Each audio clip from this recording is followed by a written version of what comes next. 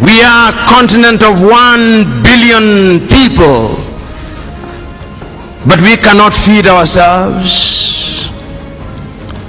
We are a continent of young people, but there is a sense in which we have no faith in ourselves.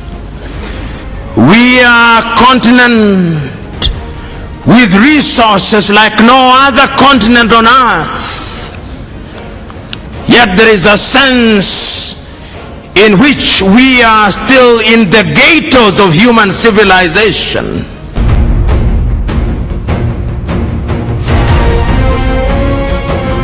Patrick Rock Otieno Lumumba yamenyekanye cyane nka Lumumba, ni umunyamategeko wa Kenya, akaba n'umurwanashyaka.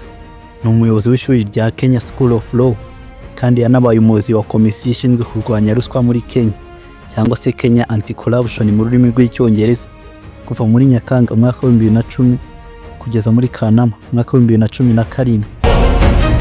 Tell me whether there is peace in the Democratic Republic of Congo. Tell me whether there is peace in Sudan. Tell me whether there is peace in northern Mali. Tell me whether there is peace in Somalia. Tell me whether there is peace in Cameroon. Tell me whether the Europeans are not telling us what to do. Uyu munsi twabateguriye byinshi ku buzima bw'uyu munyamategeko, ndetse akaba n'uyu munyapolitike wamamaye cyane muri Kenya ndetse no muri Afurika muri rusange.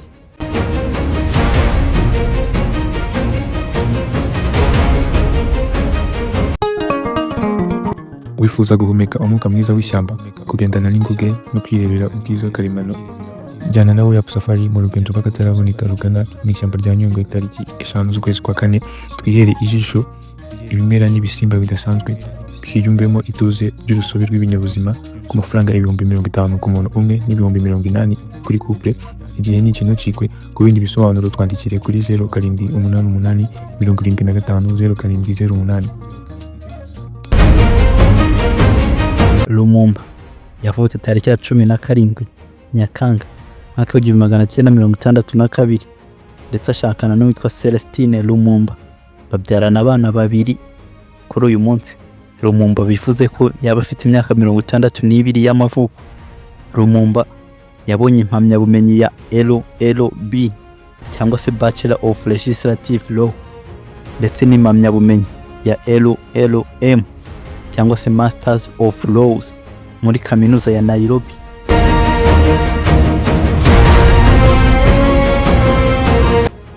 Inyandiko ya LLM yiswe umutekano w'igihugu n'uburenganzira bw'ibanze, cyangwa se National Security and Fundamental Rights mu rurimi rw'icyongereza. Byongeye kandi Lumumba afite impamyabumenyi y'ikirenga ya PhD mu mategeko y'inyanja, cyangwa se Laws of the Sea, yakuye muri kaminuza ya Ghent, hano mu gihugu cy'Ububiligi, ndetse akagira n'impamyabumenyi y'ikirenga ya PhD yiswe Exclusive Economic Zone and the Use of the Elimination of Economic Zone. 1994, the United Nations turned away the Rwandese within 100 days. Anything between 800,000 and 1 million Tutsis and moderate Hutus were killed even in churches. Then there came a tall, lanky man, Paul Kagame, and his comrades in arms. I was there 2 days ago, and one of the best drives out of any airport in the world is to be found in Kigali, in Rwanda. And you can see, so that those who thought that Africans cannot do it, our color is innocent. Lumumba yari umunyamabanga wa komisiyo ishinzwe gusuzuma itegeko nshinga rya Kenya. Umushinga w'itegeko nshinga wanze mu matora ya 2005 ku ya 23 Nyakanga umwaka wa 2010. Lumumba yagizwe umuyobozi mushya wa komisiyo ishinzwe kurwanya ruswa muri Kenya. Yatangiye imirimo ye ku ya 26 Nyakanga asimbuye yitwa Ayolan Lingera. Komisiyo ye yatangiye iperereza ryinshi mu gihe cye, ariko nta n'umwe watumye ahamwa n'iki cyaha. Nyuma y'umwaka urenga ku butegetsi. Ku ya 29 Kanama umwaka wa 2011 Lumumba n'abadepite be 4 bavuye mu biro byabo nk'uko bisabwa n'itegeko rya komisiyo ishinzwe imyitwarire no kurwanya ruswa iherutse gushyirwaho. Mu kiganiro mpaka cy'abadepite ku mategeko mashya, abanyepolitike benshi bari banenze cyane imikorere ya Lumumba. Maze ku ya 17 Werurwe umwaka wa 2014 Lumumba yatangiye imirimo yo kuba umuyobozi w'ishuri ry'amategeko muri Kenya cyangwa se Kenya School of Law mu rurimi rw'icyongereza. Muri Kanama umwaka wa 2018 Lumumba yavuze ko adashaka indi manda muri ibi biro. Lumumba kandi yamenyekanye cyane nk'umupanafricanist uzwi cyane kandi yatanze disikuru nyinshi zerekana ibibazo bya Afurika. Lumumba kandi ni umukunzi wa Kwame Nkrumah, perezida wa mbere wa Ghana, na Patrice Lumumba ndetse na Thomas Sankara. Lumumba yabavuzeho kandi abisubiramo inshuro nyinshi mu ijambo rye.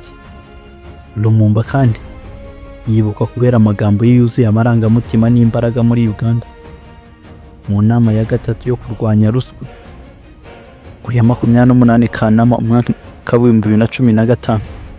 Fondasiyo ya PAV cyangwa se PAV Foundation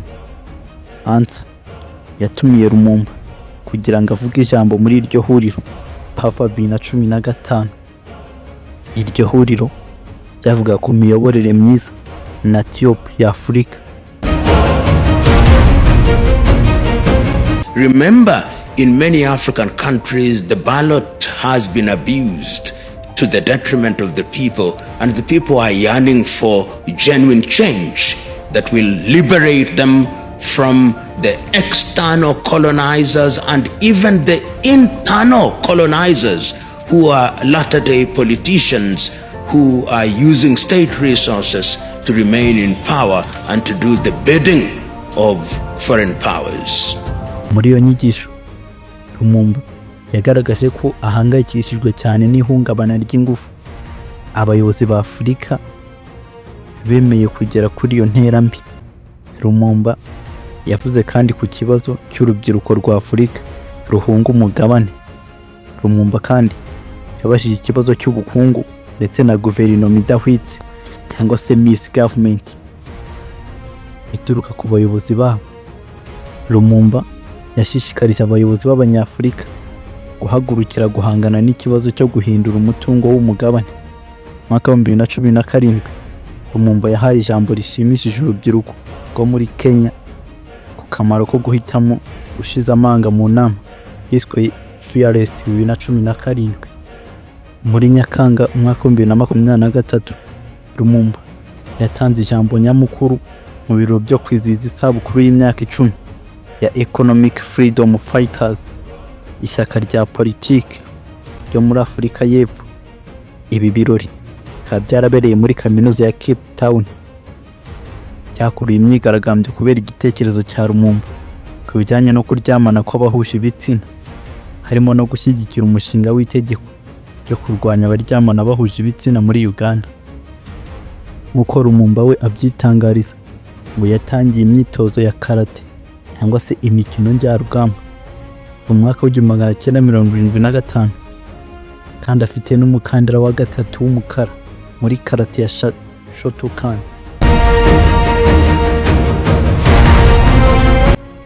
Lumumba yanditse ibitabo byinshi bitandukanye byerekeye amategeko ndetse na politiki.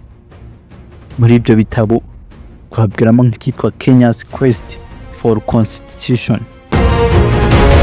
Ikindi gitabo yanditse ni ikitwa Call for Political Hygiene in Kenya. Igitabo cya gatatu kitwa An Outline of Criminal Procedure in Kenya.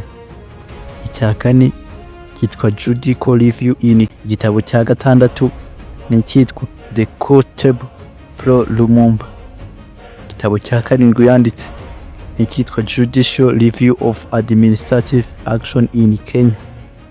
Igitabo cya munane yanditse kitwa A Handbook on Criminal Procedure in Kenya. Igitabo cya cyenda kitwa Stolen Moments. Igitabo cya 10 yakise The Constitution of Kenya. 2010 an introductory. Igitabo cya 11 yakise commentary. Igitabo cya 12 yakise MHHH Africa. Igitabo cya 13 ari nacyo cya nyuma yanditse yakise Angels Marash.